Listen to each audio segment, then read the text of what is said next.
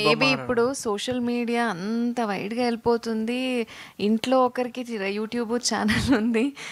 ఇష్టం అంటే talking rights అని వాళ్ళు అనుకుంటారు గానీ, నువ్వు ఇంకొకరిని అంటే నీ ఇంటి అమ్మాయికి ఏదన్నా అయితే రేపు రేపు నువ్వు మాట్లాడతావా?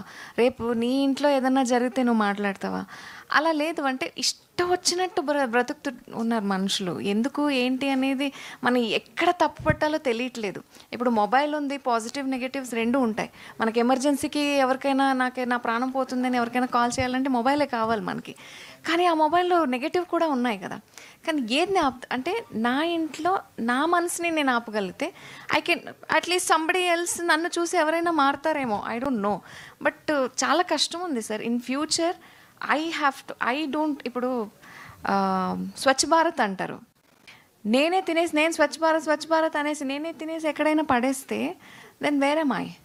But I use social media to promote that Swachh Bharat. ఎందుకంటే నేను పాపులర్ అవుతాను.